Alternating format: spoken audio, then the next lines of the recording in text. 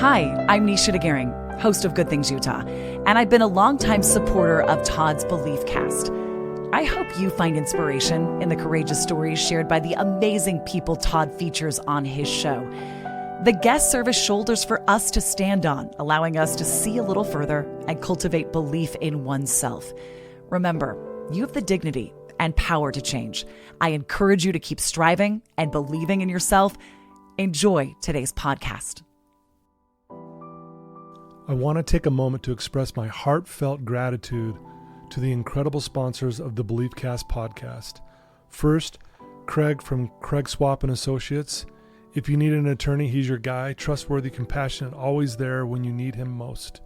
Next, Wasatch Recovery, the greatest university on the planet, transforming lives one day at a time. Sandy from Minky Couture, the creative genius behind the most comfortable blanket you'll ever wrap yourself in. Comfort like no other. The visionaries behind Thread wallets. These wallets redefine style and functionality.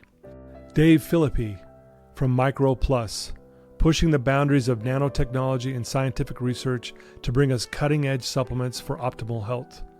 The Ralphs and the Debenhams, creators of Mori Nutrition and Calm. Because if you're struggling with sleep, feeling stressed, or can't focus, Calm is your answer. Special thanks to the award-winning pianist Paul Cardall for his beautiful music that brings inspiration to every episode. And finally, Gab Wireless, letting kids be kids and giving parents the peace of mind they deserve. Right now, Gab is offering $25 off any device to new customers with no contract required. That's $25 off any Gab smartphone or smartwatch. Just go to gab.com/belief. That's where you'll get the best deal. That's gabb.com/belief. Thank you to all these amazing sponsors for supporting the Belief Cast podcast and empowering us to continue spreading positivity and inspiration to the world. All right, welcome back, everybody. This is Todd, your host of the Belief Cast. Thank you for tuning in. As always, it means the world to me that you guys believe in me and believe in the cause, and you share this with so many people, and it's been so great to hear the feedback from so many people who, listened to a certain guest and said, that's exactly what I needed to hear, or that changed my life, or I've even heard that saved my life. And so I'm just grateful for all of you.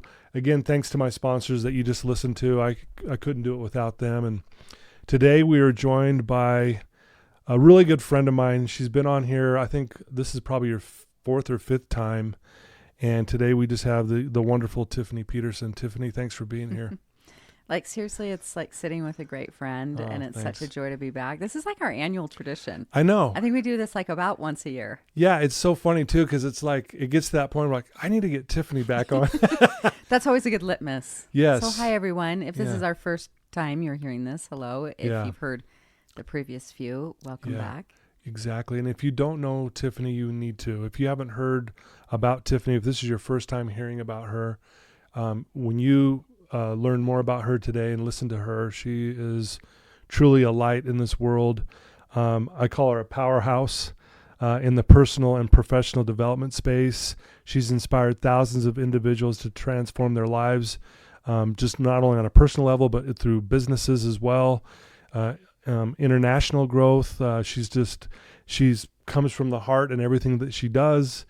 And again, she mentioned that, we're good friends. And I really do look to her as a really good friend and even a mentor. I love following you and all the stuff you do. And it's really actually, it's like, man, I saw Tiffany do this and I heard what she just said, and I'll share that with a client from time to time. And it's like, I don't know, it's really cool that, that we kind of know each other in that realm. I don't know. It's really been helpful for me.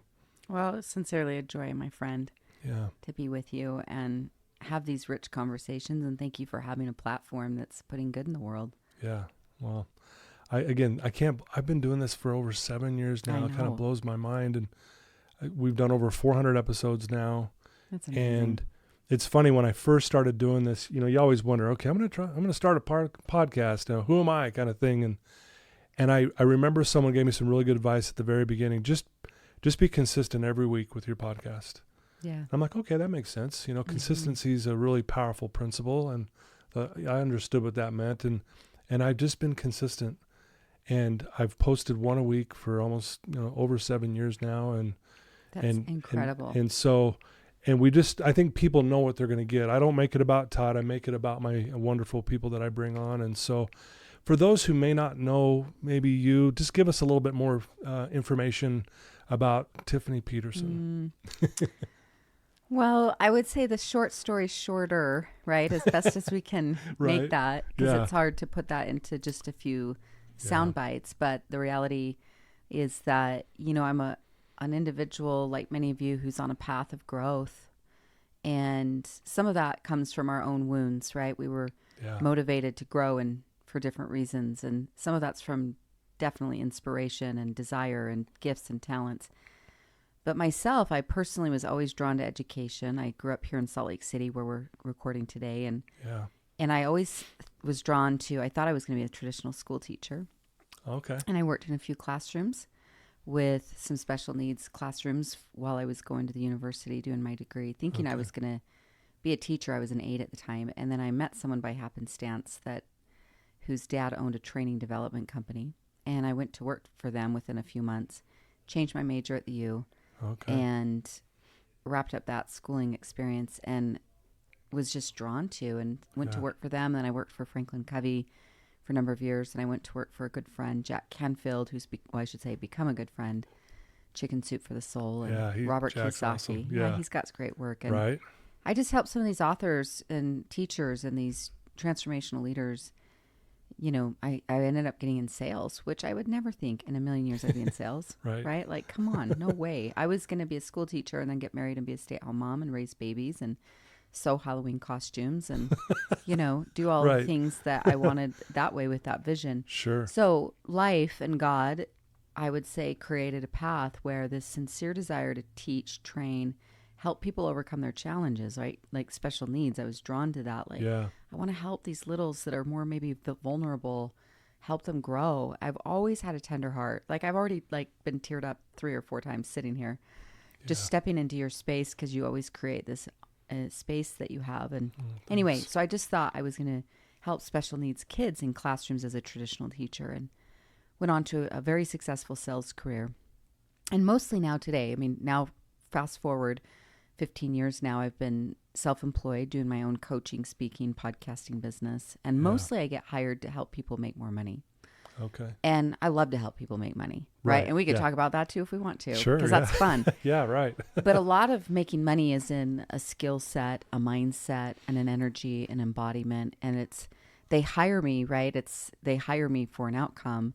Yet the journey I often take a person on, a team on, an audience on, has a lot more self-reflection, a lot more introspection, right? And helping. And I'm really passionate about self-esteem, self-love, self-work. The healthier your own sense of self is, the easier it is for you to, quote, sell, right? Because you're coming into that. But whether you're in sales or not, this show will apply to you. We're all in sales. Not everyone realizes that. Like convincing your 3-year-old to go to bed on time is a sales process, Right. Dating and getting engaged and getting your team on board at work and getting elected. Everything at some level, because sales is about communication and is about the ability to help people get their needs met, the ability to ask good questions, the ability to help people feel seen and valued and like they matter to you. So again, when we think of sales in its antique form, we often think, used car salesperson, overbearing, pushy, right. But really people who are great at sales are really great at relationships. Yeah, and I think that's why you're so good at what you do, because you really do. You're so inviting and you connect with people quickly. Yeah. You really do. I just love connecting with people. I'm fascinated by them. So that's the really short story, long story shorter as best I can. And so professionally, that's mainly what I'm up to, is I help people create change personally and financially.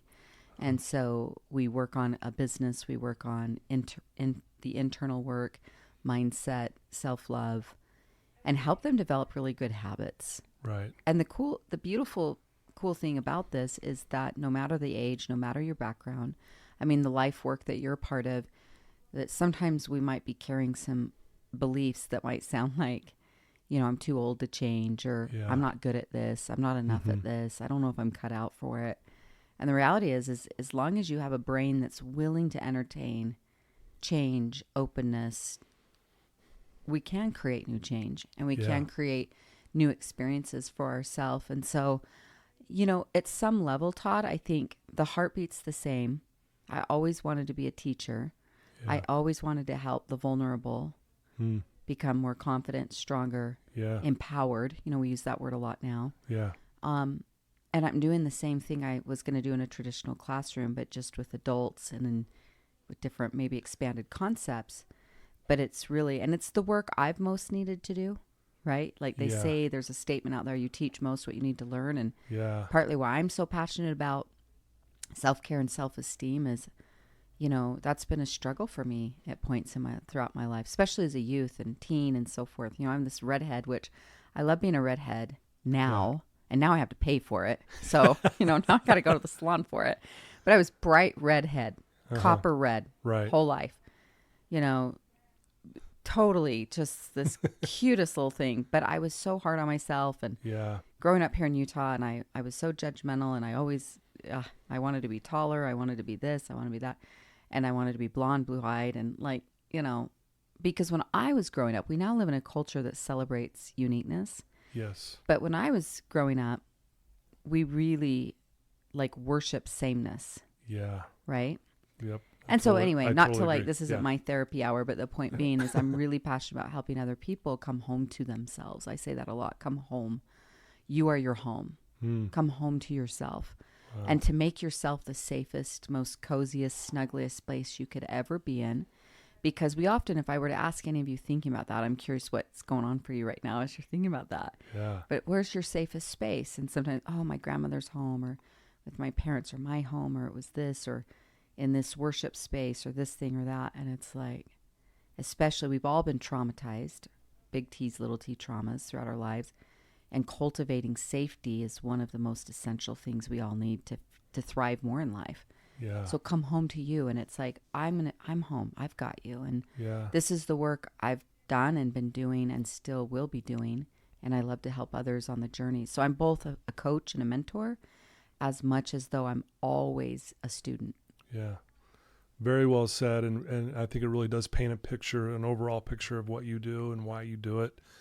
You hit me hard when you said, come home to you. Yeah. Tell me more. Well, when you said, make this the safest place. Mm-hmm.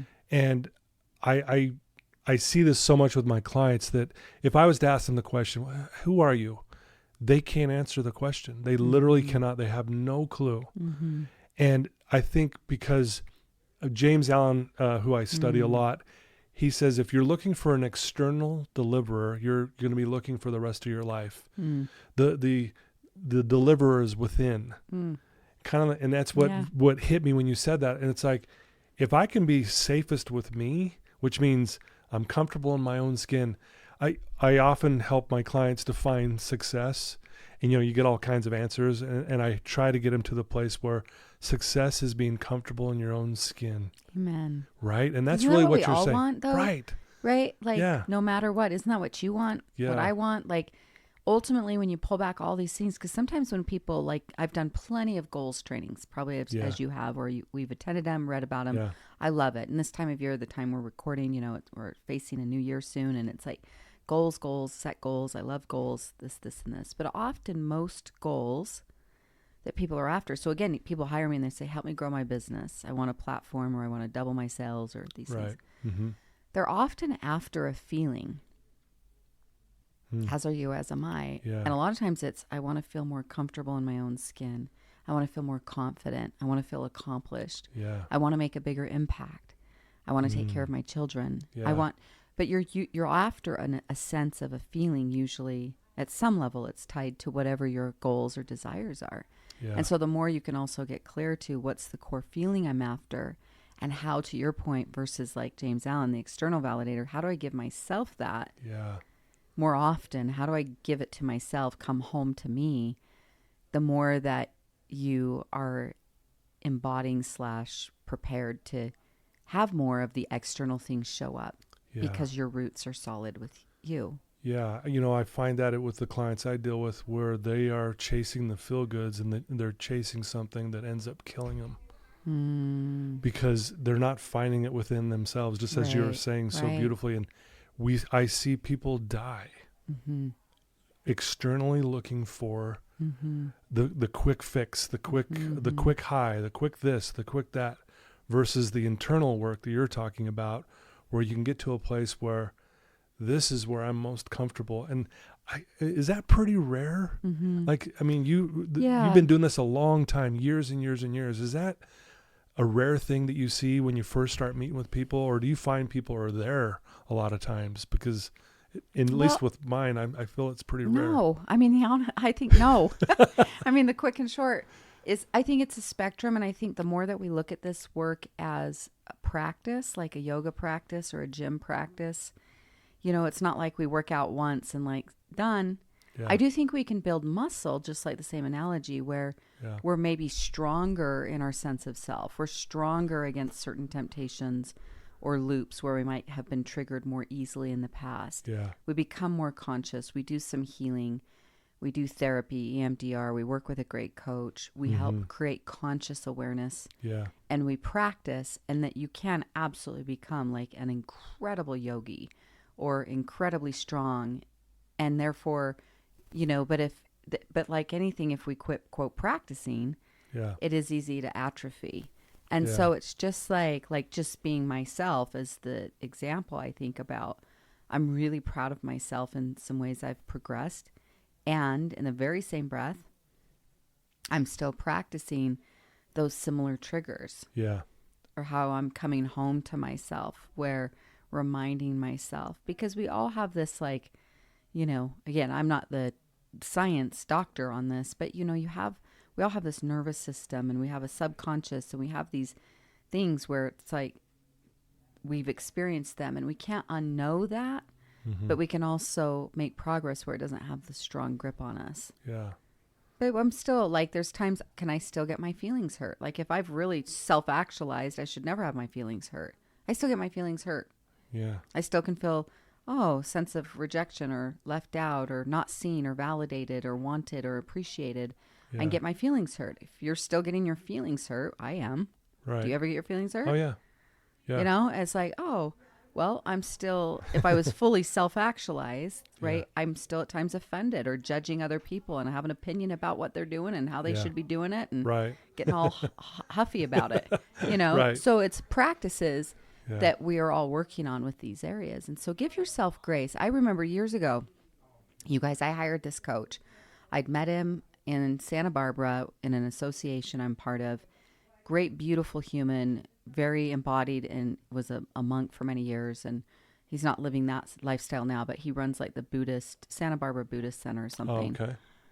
Or at least was at the time. And my spiritual walk, even though I'm very, for me, Christian, like I felt God guide me to work with this gentleman. It was a clear witness, prayed about it, meditated on it. It was a yes, hired this gentleman, and it was a steep financial investment for me. Right. And we'd been working together since probably January, and this is fast forward August. And I get on this call with him. His name was Dawa. What a great name, huh? Right. Dawa. And I'm hot, and not in a good way. Okay. Right? I'm bugged. I'm ticked off. And because I'd been dealing with a lot of anxiety. And I've been working with this Buddhist monk spiritual life coach and all these workshops. And I was like, I really wanted to get to a point where it's like, I'm never going to feel anxious again. Yeah. Because if you've done there's nothing to fear. You're in full trust. Life has me. God's working in my favor. All is well. Fear is an illusion. Like blah, blah, blah. Okay. Listen, that's nice. But I get on this call with him and I was like, I'm anxious. I've been feeling anxious, and now I'm bugged that I've been feeling anxious. No, I'm judging the experience. Oh, okay. And I'm like, I'm just bugged. Any of you ever been just like bugged? Because you're like, why am I still dealing with this issue? I don't want to be anxious about this, but I was hosting a large event coming up, and there's a lot of moving parts, and I was feeling anxious about it. And he lightly chuckled in his like Dawa voice. He's from India. He's lived in the States much of his life, but he has this little bit of an Indian accent. He just kind of chuckled, and I was like, and he's like, oh, like that's nice, And he said, Tiffany, we practice love or trust over fear. I still practice. Even with him, all the years in the monastery, all the years that he Yeah. lived, you know, and practiced himself, he's still, if we're in a human skin suit doing this human thing, Yeah. at times you are going to feel anxious. Yeah. Times you are going to feel bugged, insecure, doubtful. You're going to have stuff because we're still working on it. But that was liberating to me, was like, we practice. Because the former perfectionist in me was like, well, I'm going to take the classes, read the books, hire the coach, Yeah. and I'm going to heal this forever, be perfect. Now I've made a lot of strides there. Sure. But do I still at times deal with those things? 100%. Yeah. No, that's a good point to point out for all of us, because I think if I do this, then I'm going to overcome it, you know, and Yeah. I've done a lot of work too around anxiety and depression in my own life. But there's times where I'm still feeling it, still wrestling with it, and I allow it to take over. And then you look back and go, okay, I got to reset, you know? But I think that's where, going back to what you said, did you say coming home to you? Mm-hmm. When I come back to me and come home there, meaning for me, where my head goes is I remind myself of who I really am. Right. And then that helps me kind of center again and go, okay, I can hit the reset button for a minute and start over and practice some more. Yeah. Right? Well, I just think that's a more realistic and peaceful, where it's like, oh, okay, I'm going to practice. Yeah. It's similar, like you've helped a lot of people in your own journey with recovery, right? You don't get to a point you're like, cool. Yeah. Right? Right. Where you definitely can put years behind you Right. of like, I'm now in this lifestyle. I've been sober for X amount of years. I've done these things, those things. And maybe you're not going to active AA meetings or support group, but you're probably going to still do some of the same practices that helped you come home to strength. For sure. Because usually a challenge with any addiction, and we all have, some addictions are more socially acceptable than others. Right. Some are more public, some are more private. Yeah. But we all have addictions in some way. And Yeah. often we're looking for a feeling or to avoid a feeling, right? Mm-hmm. Yeah. And so the more that we make this like, it's okay, you're safe here, I've got you within yourself. Again, as a practice of this work, I think the more safe you'll feel, the more love you can feel, the more opportunity of, you know, choosing from a more intentional, conscious place. Yeah. Okay. When you walk into, like I say, a sales team, and you've been doing this a long time, is there something that stands out? Like, man, they seem to always be struggling with this belief system, or is there something that stands out there that you see that's pretty common among most of your audiences that you deal with? Yeah, I think any audience I'm in, and whatever they're selling or whatever they're building or creating, most often, you know, again, the biggest thing we're all up against or we're all working on is our mindset, right? Is that your mindset is, I've watched this. So rewind the clock when I was working for someone else and still selling for them. So when I was selling for Jack Canfield, for instance, or Robert Kiyosaki's team, I then did so well selling. I was coaching salespeople and some of the sales teams in that company, and they'd be given the same lead flow, right? Leads, like inquiries would come in on the website or call-ins or things from the marketing funnels that were out there. And you'd watch one person take the same leads and do well, and you'd watch one take the same leads and not, and they were trained with similar scripting and language. Yeah. But a lot of that had to do with, I mean, sure, some of it, there is luck of the draw. Right. Sure. But it also looking, though, is like where your own mindset is at and your own energy is at, as well as your own capacity to, you know, receive. Yeah. But one of my favorite things is that the concept that everything's energy. And so when people are like dialed and they're feeling good and they're on, you can see it, and it's magnetic. Right. And it's almost like no matter who gets in their path, they don't stand a chance for signing up, you know, Right. because their energy is, wow, Yeah. I want that magnetism. Yeah. But even the slightest, like, energy's a little off, insecurity, self-doubt. I can feel it, yeah. So we're kind of back to the similar things, what I call mindset, but it's your energy, it's yourself, how you feel. Also, how much your permission of willingness to receive. Money is a fascinating topic. Right. Right? And how much what we make it mean. Yeah. Because we're the humans that decided what money means, right? Like, exactly. If I give you a $10 bill and a $100 bill, they're technically the exact same. Yep. They're paper with ink. Yep. but we have another zero on one of those bills than the other. And we've decided that other zero means this is more and this is less. Yeah, this is worth more. And we've created a system, which makes sense. I mean, even before technically we had paper and coins, you would exchange animals and food and plants and things and as a community, right? Ways of barter. But money is one of those ways where sometimes, like same thing back when I was internally a corporate trainer and running some sales teams myself, if someone was, let's say, their monthly nut, their must-have was, say, $5,000 a month. Okay. It's just an easy number. It might be higher or less, whatever. And if they hit their sales goals, we were a straight commission sales environment. If they hit that number, if they hit $5,000 by, say, the 20th of the month, what could I count on them for the next 10 days? Just not much. Shutting down. Yeah, because they were at their comfort zone. Yep, I've got there. Now I can just relax. And this is where even subconscious is like, in our lives, all of us at some level are navigating around what's familiar. Even if what's familiar isn't healthy or what we desire or what we want.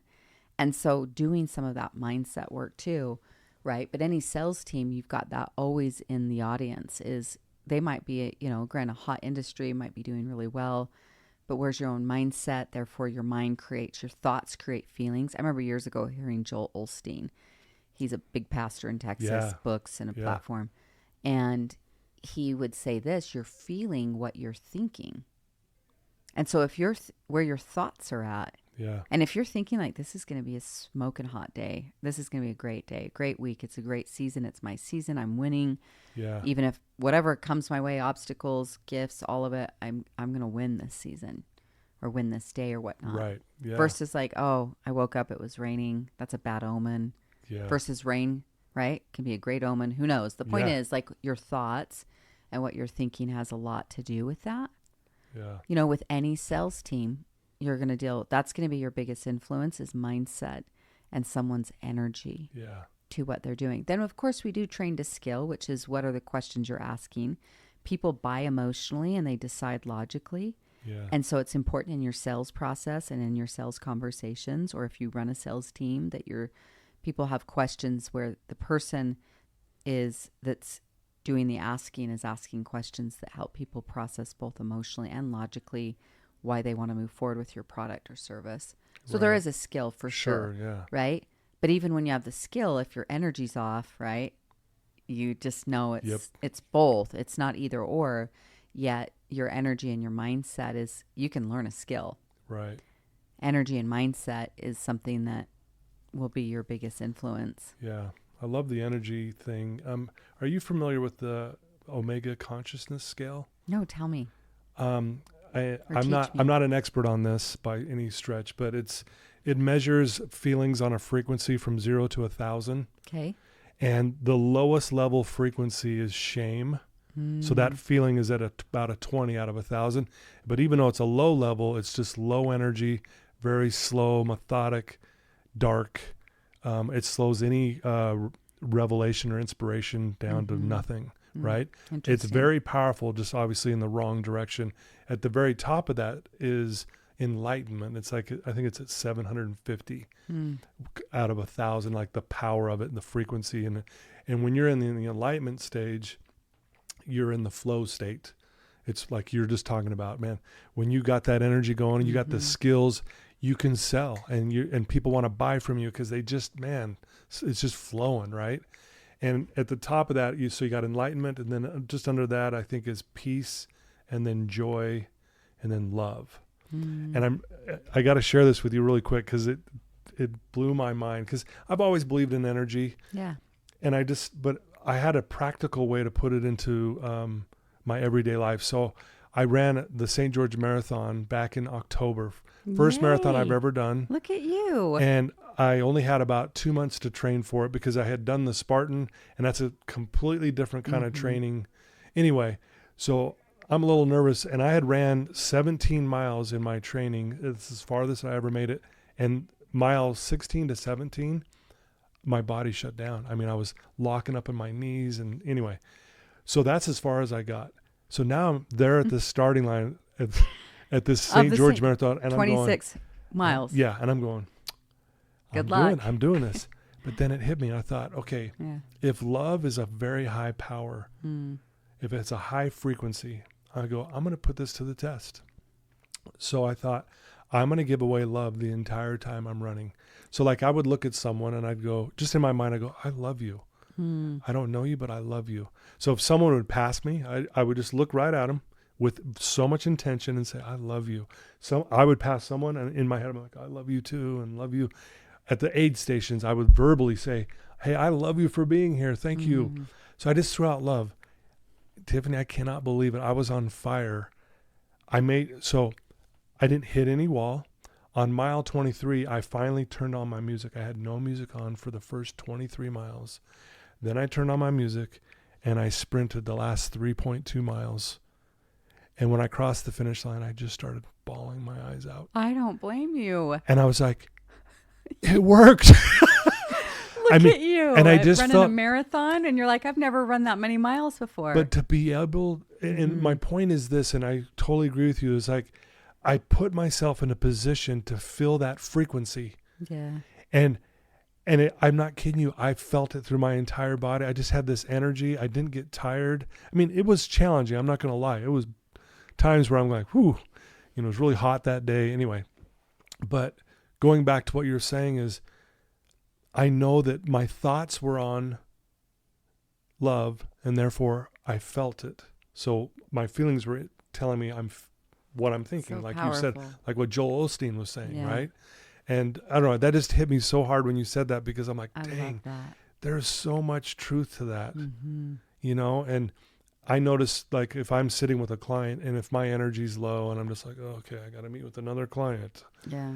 They can feel it. It doesn't go anywhere. We kind of hit this wall. Yeah. But if I can go into it, like you said, like, okay, I'm going to show love to this client and they're going to feel it and I'm going to give it my all. They typically walk out here going, man, I feel like there's hope now. For the first time in my life, I can change, So powerful. And I think all of us, so every one of you listening, the same thing is just, it's like, what are the feelings I want to feel? And what are the thoughts that invite those feelings? Yeah. And then anchor those thoughts. We might call that an affirmation. Yeah. Right? Like we anchor it in, we firm up. That's what an affirmation is affirm. We firm up a belief. And so it's like thinking, okay, I want to feel more confident, right? Or I want to feel happy or more at peace. I want to feel more in this love frequency, this higher vibration. Great. What are the thoughts I need to be thinking? Yeah. What are the therefore beliefs and that I'm believing, that I'm experiencing? Because what a powerful example of like literally mind over matter, because your body's matter. Yep. And your mind is just like the power and potency of that and how we nourish that. So that's a takeaway I'm going to invite all of you guys to consider is I want you to see your mind and mindset just like a muscle you work out at the gym. Everyone already understands like, if I want to be, in shape, toned, muscly, whatever, I want to look good, feel good. Yeah. I'm going to have to lift those weights. Yep. That's not a big bridge for anyone to cross. Like, oh. Yeah. But it's the same thing as your mind. It's like, are we intentional with what we put in our mind? Just like you're intentional about to lift the weights. It's like the things you read, the things you're listening to. If you're listening to a show like this, good job. Like, pat yourself on the shoulder of like, oh, I'm putting myself in a good environment here. But as being mindful is like, guess what? You can choose to believe whatever you want. And even though you may not at the moment, like right now, if I'm saying like, I want all of you every day affirming, I am worthy and deserving, right? So I love your quote that's here in your office. I'm worthy and deserving. I am enough. Yeah. God has my back, or the universe, whatever language works for you, but God has my back. Yeah. Things are working out for me. I want to be a blessing today. I want to add value to every room, every conversation I'm part of today. Right. That's my intention. That's what I'm firming up. I am, whatever, all the other things. I'm healthy. I'm strong. I'm vibrant. You can choose any of those things. Even if like right now today, you're like, I'm not feeling so vibrant, Tiff. I get you. There's days I don't feel it. Yeah. But you can choose to be like, this is who I'm becoming and what I choose to believe and what I choose to think. And so back to your question about sales and sales teams is, what do you choose to believe about opportunity? And similar, why partly your marathon is when we're focusing on partly being great at sales, or I would say foundationally, is you focus on serving. Yeah. I want to help change people's lives. Yep. I want to help their homes be better, their lives be better, their marriages, their health, their wellness, their tech.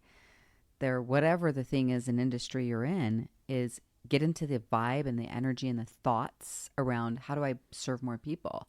Right.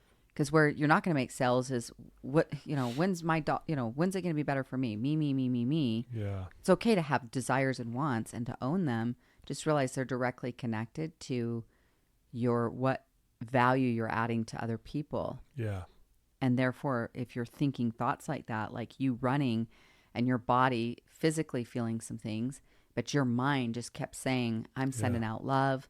Yeah. I'm beaming the love. I'm being a blessing. Love, love, love. Like you're just raising the whole vibration of that space. Your muscles and cells were like, heck yes, we're doing this. Right. We're in this. We're in. We're loving this. Yeah. So it's just the power of your thoughts, but think of your mind like a muscle that you work out. Yeah. And so be mindful of how you start your day. Be mindful of how you end your day, a morning and evening ritual, routines, right? Some of these are the habits of like, okay, I get what you're saying and I agree with it. How do I help practice this? Do mirror work, your eye to eye in the mirror, and you affirm yourself, write the things. Yeah. Let go of and clean up the negatives out of your life. Yeah. Be mindful what you read and listen to and watch. Yeah. Choose into that. Choose the positive. What are you going to deposit into yourself?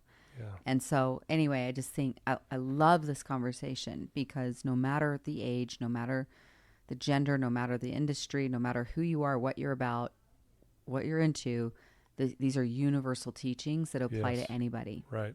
Yeah. You do a lot of speaking, and it's usually really high level, meaning the energy is really high there when you're speaking. I've seen several videos of you, and it's amazing. It really is. Do you ever get nervous? Oh yeah. Before, like, because obviously you don't come across that way, but are you like sometimes in the back going, okay, boy, here we go? Yeah.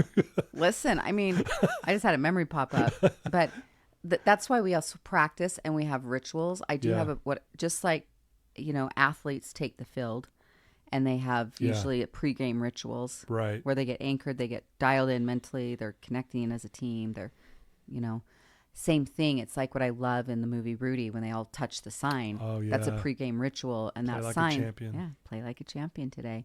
Notre Dame. I mean, I started cheering for Notre Dame football because of that movie Rudy. The first time I watched it, I was bald. And I've seen it many times. And now I've met the real Rudy. Oh, really? Many times because right he's on. a dear friend of a friend of mine. So wow. Anyway, point being is I absolutely get nervous because again, my body and my mind, our brain is wired regularly to, this is why we do like my gratitude journal. Yeah. Because your brain is wired to problem solve. Your brain is regularly, subconsciously in threat analysis. Like right now, we're just cozy and comfy having this conversation. Right. But if all of a sudden we start smelling smoke, we're not going to talk much more about this. Right. We're like, hey, is our environment, are we okay? Yeah, what's going on? We get a sensor that comes in that gives us feedback that, hey, I don't know if I'm safe. Well, putting yourself out there in front of other people on a stage, my safety bells go off a little bit. Yeah. Just naturally, like, wait, what are you going to do? You go out there and talk in front of these. You don't even know these people. How many people are out there? They might not. And everyone's biggest fear is what will other people think of me? Yeah.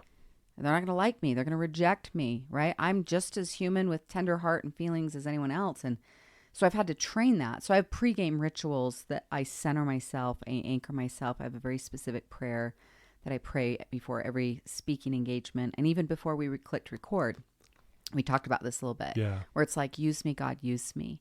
Help me today to be the vessel. Help me to show up in a way that I can add value, insight, what needs to come through. Yeah. Sure, I'm prepared. I often have a keynote, slide deck, and I've done this content, but it's a spiritual connection for me every time. Right. And so I dial into that. But of course, I still feel the nerves. I remember one time I was in Washington, D.C. I'd flown in the night before from Nashville. This was when I was out traveling and speaking a lot and pre-pandemic, right? So there was a lot more of these events. Yeah. I had spoken Nashville, got off that stage, literally got in a car, got to the airport, got to D.C., checked in, this and that. And there had been a few other things going on in my life, but this was a new group for me, and it was a big stage, and I was having a lot of anxiety in my hotel room. I'd gone down and done mic check and saw the room and met the people.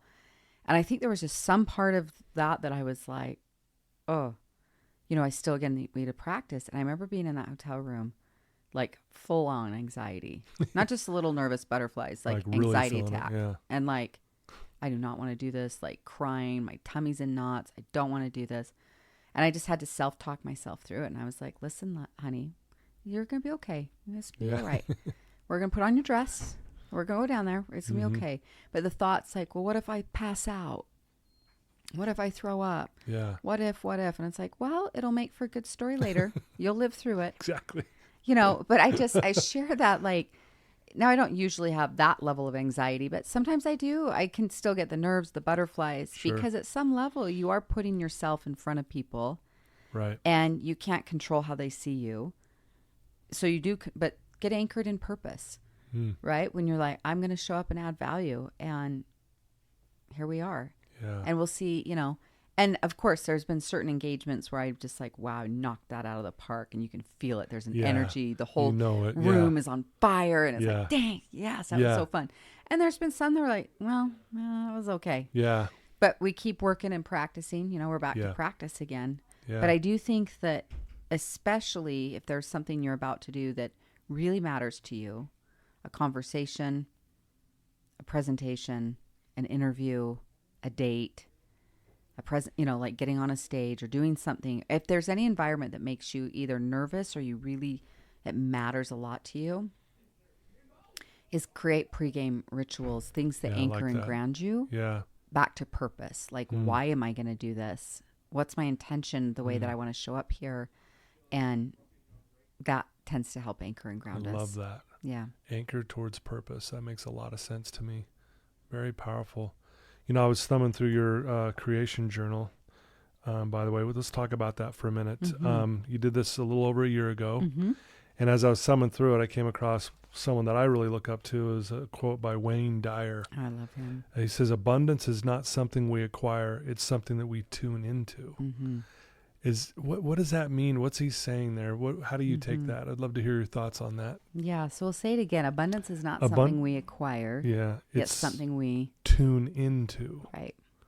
I thought, that's interesting. So like when you were running that marathon, you tuned into the frequency of love and possibility, and there's a power that comes from that. Yeah. Okay. And so similar is like, we often think I need to go get something, right? I need to go get abundance, money. Again, abundance can also be a feeling. What helps you feel more abundant? So when I give this lesson, when I teach this lesson, I'll invite people to make this abundance list. What helps you feel abundant? Well, like right now for me, what I'm calling winter wealth, because we're in winter, what helps me feel really wealthy or abundant is cuddle up with a good book, cozy blanket, hot cup of tea. And I'm reading a book, but I'm snuggled in, or watching a good movie. Yeah. Oh, that feels like abundance. Sure. Has nothing to do with the dollar amount, but it's a form of wealth. And so practicing things that help feel like abundance to you, clean sheets on the bed, clean pantry, right? Cleaning out something, that feeling after you've cleaned something feels really good, or a good workout, or time in nature. There's lots of ways. But similar to the theme of our conversation a lot today is we're practicing. Is like right now, there's multiple podcasts that are live that anyone could listen to. Sure. Or there's radio stations actively playing music, but I'm not hearing it, or you listening aren't hearing it, because we're simply not tuned into it. Yeah. And it's just tuning into what's the vibration of abundance. But like for me, having a slow morning or time with people I love, time to read and journal and pray and work out, or being, all of these things. It's like, what are the things that feel like abundance to you? And they can be big things, you're like, big things, we're going to take that dream vacation. Yeah. Or to simplest small things. You're like, oh, I'm out just weeding in my garden and planting and making, food happen and harvesting and, small things, big things, all the things. No, I love that. It reminds me, going back to what you explained so well before about coming back to you. The home is you, right? That's the tuning in piece. I think that's also what I took from that. Maybe is that what that means is you're just, again, you're tuning into the greatness that's already in you. It's already there, right? You don't have to go find it in something. It's there. It's so true. Right? I love that you reminded us of that. It's like the tuning into yourself, and how truly that is abundance, right? And even though, if you're listening to this, here's the thing, the unique thing is that many times you'll get to practice, your feelings don't feel that way. We don't feel abundant. Right. We don't feel great. We don't feel worthy. But we practice coming home to that and tuning into it and acknowledging like you're alive right now, you know, and you have gifts and you have purpose on your life. You are absolutely needed, right? Every one of you listening, you are absolutely needed. You're the only you that will ever be you on the planet. Yeah. And so wherever you're at on those that emotional spectrum of feeling really good, strong, solid, confident to really low, weak, insignificant, do I even matter? What's my purpose? Or somewhere in between. These are all principles we get to practice, but it's like, my goodness, you're a literal walking miracle. Yeah. Your odds of being in a human body is estimated about like 1 in 400 trillion. Yeah. So the fact you and I are both here in this moment, we get the opportunity to cross paths. What a miracle this is. We're even meeting. Right. Like right? The odds of that. Like that you're a miracle, I'm a miracle, every one of you listening is a miracle. And the fact that it's like, oh my gosh, there's purpose on your life. Yeah. And every time talking to you feels like a miracle. Honestly. I love that we get to do this. This is such good, rich stuff that we all need to hear. And, you know, I'm being fed right now. So thank you so much. Am I. Yes. I wanted to share a statement with you, and I'm not sure who said this, so I apologize that I don't have who said this, but I want to hear what you think of this, okay? Because it reminds me of you. Okay. Everybody says discipline is so important, but they never want to tell you why. I'll tell you why discipline is so important. It's the strongest form of self-love. It's ignoring something you want right now for something better later on. Discipline reveals the commitment you have to your dreams, especially on the days where you don't want to. The future you is depending on the current you to keep the promises you made to yourself yesterday.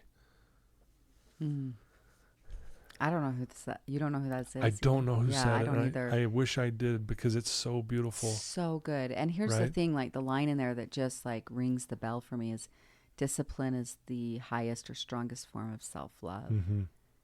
Yeah. And I know you teach this, but you also live it.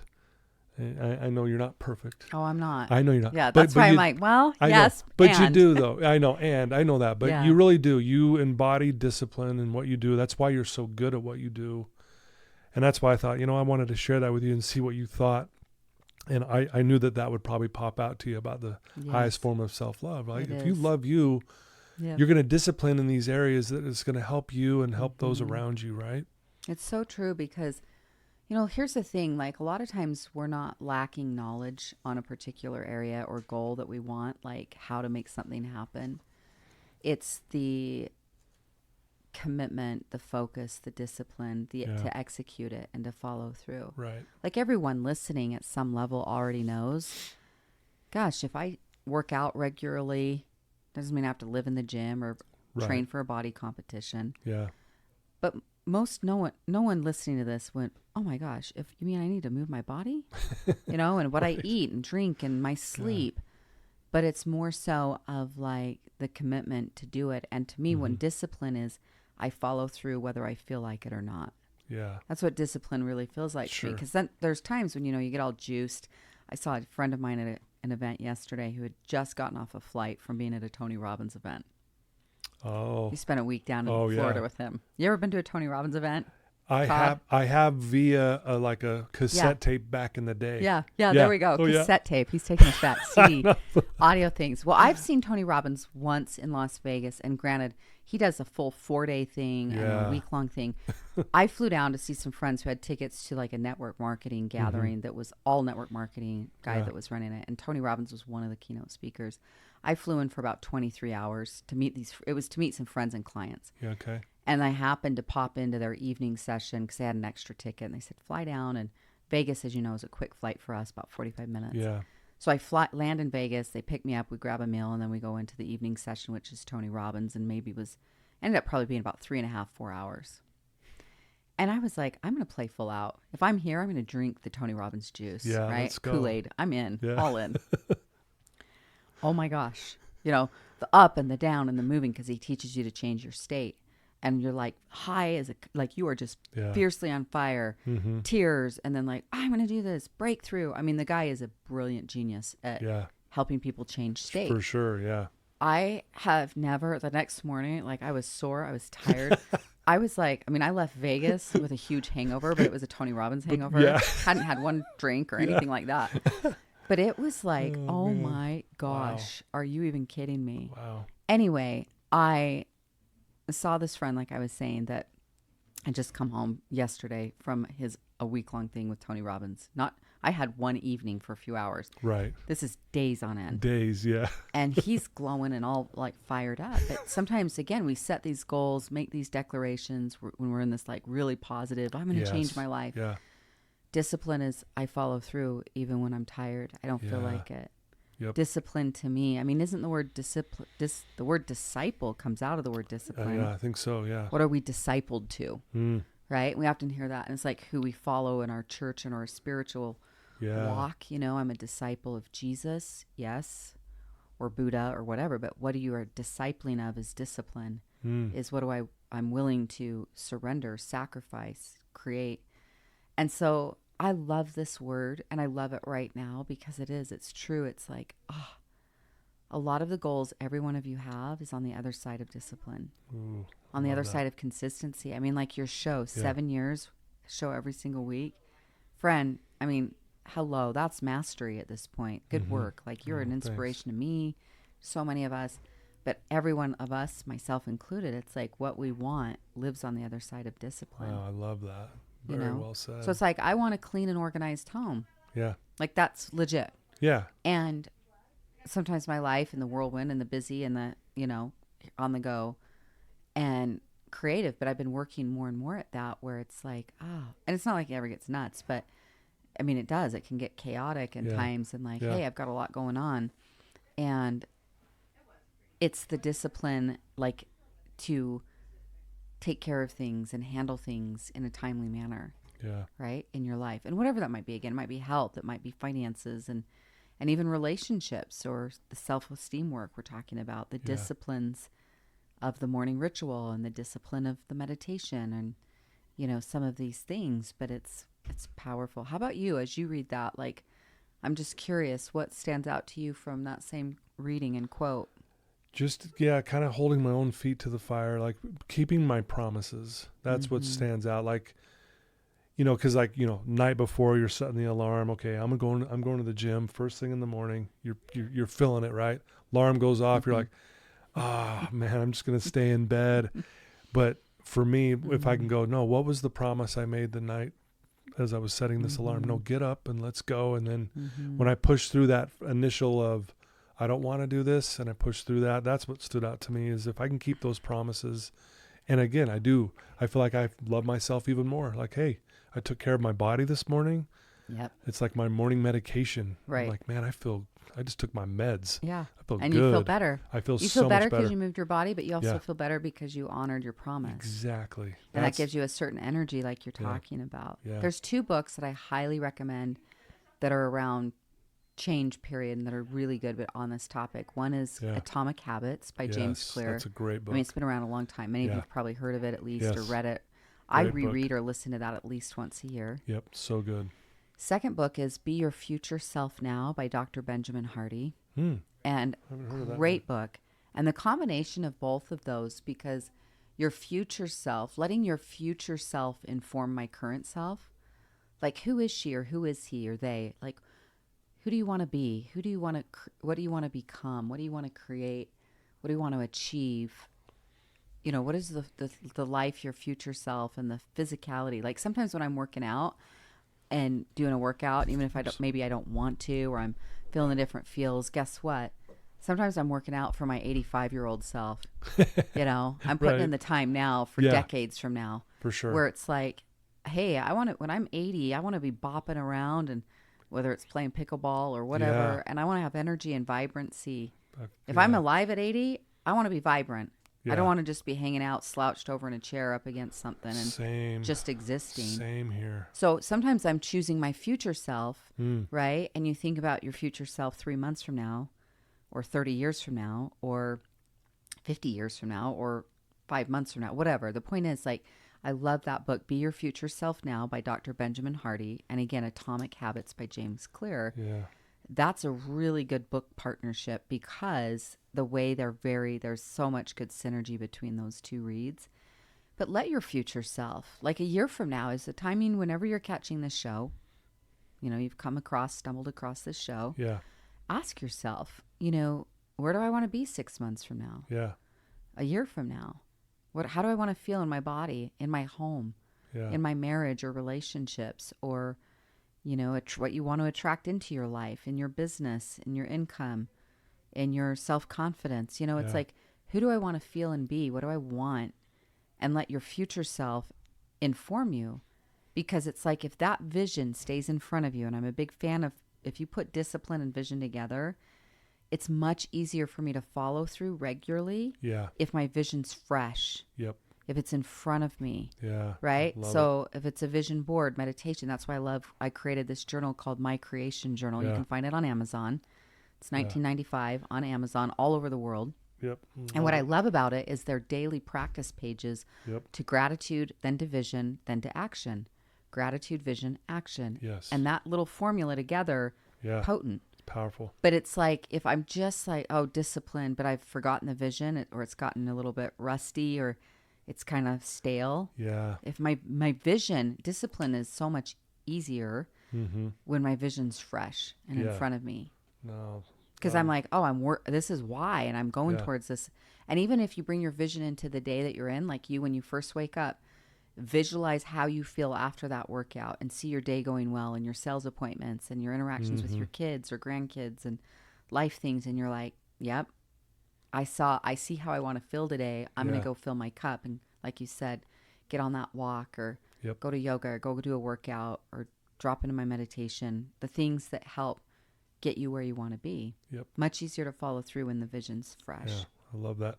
And I'll put the link to this awesome journal here for so people can go right to it. Well, like you and I said, we've said many times today, it's about practicing. It is. So it's a journal and you can daily. So is it a gratitude journal? Yes.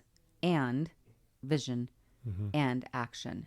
And so it's like you get into gratitude, because gratitude's a great primer for manifestation. You start getting into, I'm so grateful I woke up in a warm bed today, for my warm cup of tea or coffee, or clean water. I'm grateful for my sweetheart, or for my faith, or I'm grateful for the bed that I just slept in, whatever. Yeah. You get into gratitude is a great primer to then, what am I visualizing? What am I creating? Yeah. Or we sometimes say manifesting, but what am I creating today or in this season? What do I want to see happen? Yeah. And then we move into, what's one action I can take in that direction? And I'm going to project here. I'm projecting on everyone listening right now, but we hear gratitude so much. Yeah. I think sometimes, that sounds, I get it. Yeah, it sounds great. And then we do nothing with it, right? Yeah. And I do this all the time. So I'm in there too, guys. Yeah, we're all working it out. But let's put it to the test. Let's really truly do it. Like you said, let's practice it. Because then when you practice, then you know. And then when you know, we tend to do better in life, right? Because we're doing it.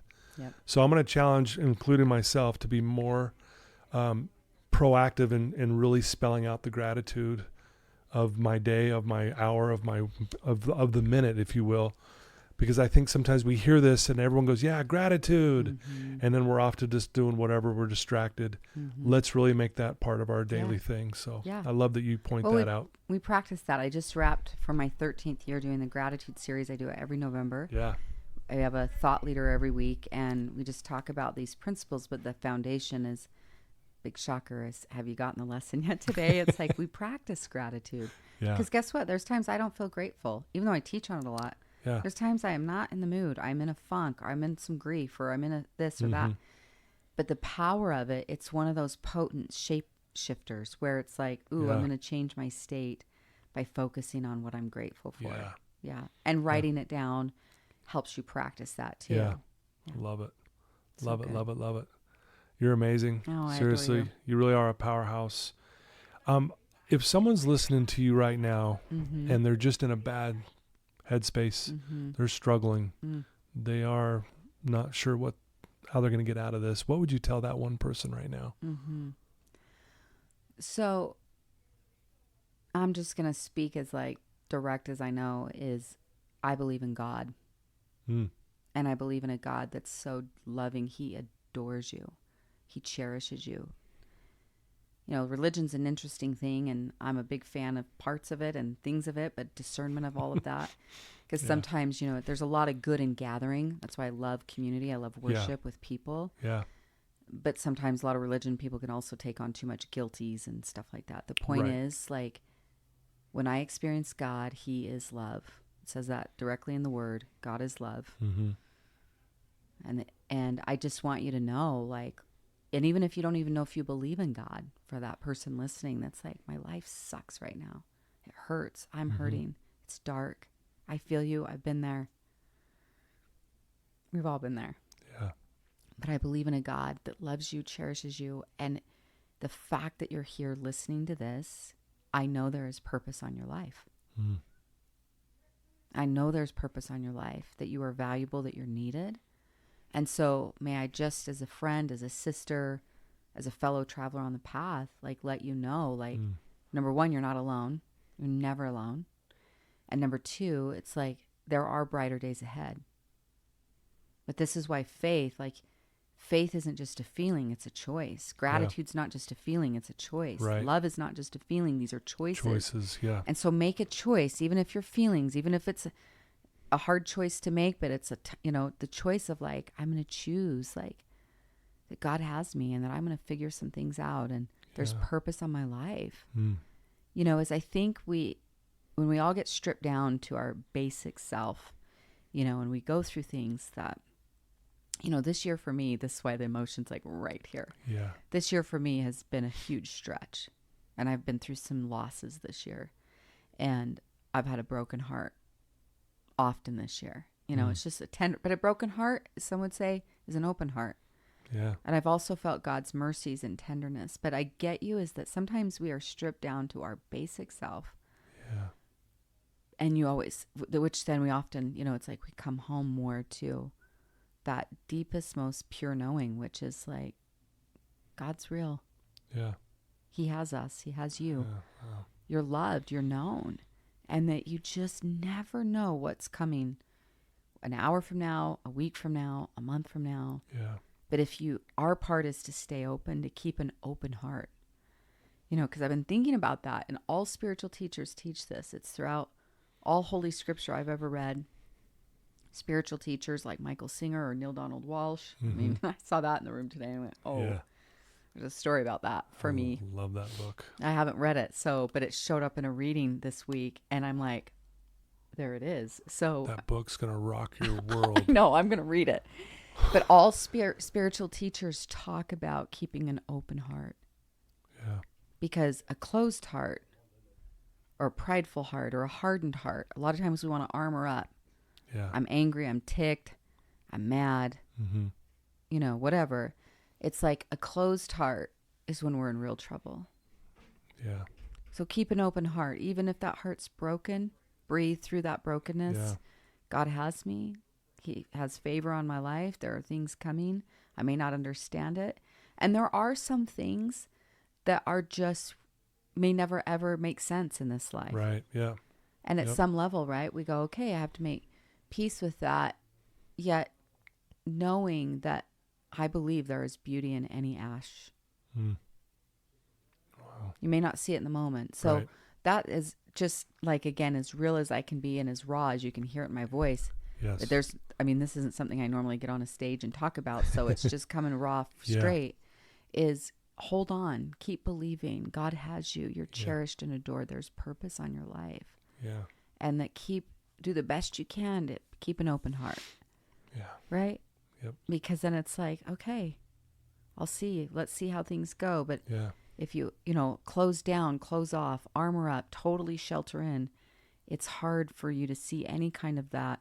I'm not saying God won't still be working on you, because he will, but it's harder to see the light or the miracles or the tender mercies when we close off like that.